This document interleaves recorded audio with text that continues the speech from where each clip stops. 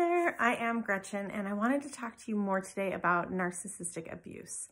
I wanted to introduce you to this book that changed my life. It's called Power, Surviving and Thriving After Narcissistic Abuse, and it's by Shahida Arabi. She's based in New York, and she's a survivor herself.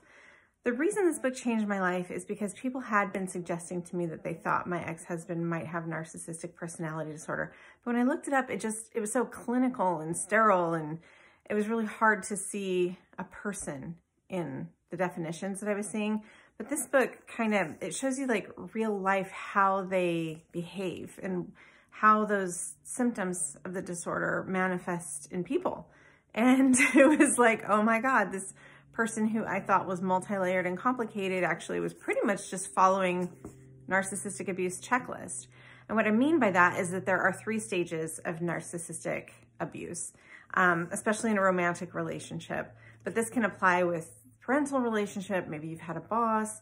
There's the idealization phase, which includes love bombing, which is a phrase that people are talking about a lot. And what love bombing looks like, at least in my case, was he was charming. And I've been warned by a mental health professional that the word charming usually is a bad sign. And I didn't know that at the time, but it's just kind of funny the way that that worked out.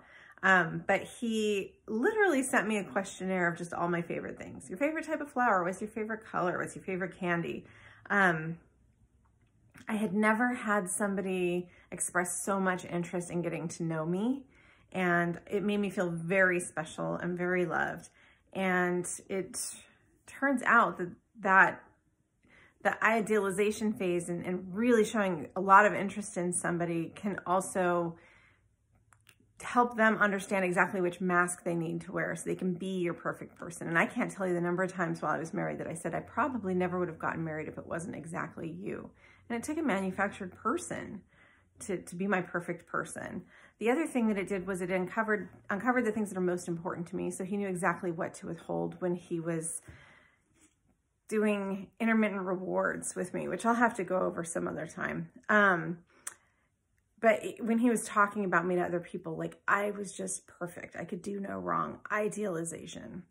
Then the second phase, once he nabs you, is the devaluation phase. For me, that looked like him completely filling up his schedule, just out every night of the week. It got so bad that I actually asked him, please don't schedule more than 5 nights a week away, and not more than 3 nights in a row, because it was happening more than that so often. I actually had to ask for that. And I remember once on my birthday, he had scheduled so much stuff that weekend that we had this huge blow up, and I had this big like cat tower thing, like a climbing tower. And I actually grabbed it and like threw it to the ground. And I was like, I matter. And it just, I mean, the day before we got married, he actually said to me, this is why you don't have any friends, in some disagreement we were having. So it's little stuff like that. You'll get fed up with it and you'll tell him, this doesn't work for me anymore. I can't be in this relationship.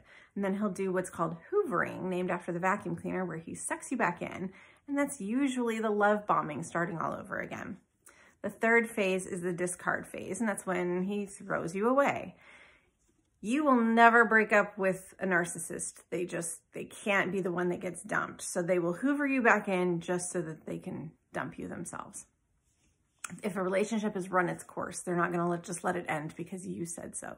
They're going to make it keep going so they can be the one to do it. For me, that was him just telling me to the back of my head that he was leaving me. We hadn't had a fight in like 6 months, and he already had an apartment lined up, and he just left, never came back. I mean, he came back for his stuff, but we weren't together, and we never ever had a discussion about why our marriage was ending. Like, he would say things, word salad, we'll get into that later. But there was never like a concrete, like, my needs aren't being met, or you're doing a thing I don't like.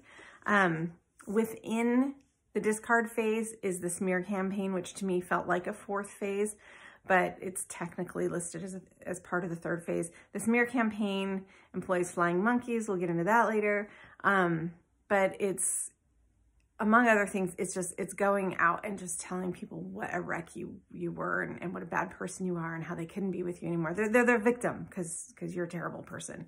which to me is so crazy, because if they're going and telling those same people during the idealization phase how wonderful you are, then they're coming back and saying you have no redeeming qualities. Like, that would just seem confusing to me as an audience member.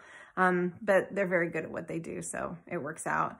For me, the smear campaign looked like telling people that I was verbally abusive, physically abusive, and that I have borderline personality disorder, which I don't, and I wasn't abusive. So that's kind of the process in a nutshell. If you're in a situation that feels confusing, you feel like there's abuse, you feel like it could be a cluster B personality, you might get benefit out of this.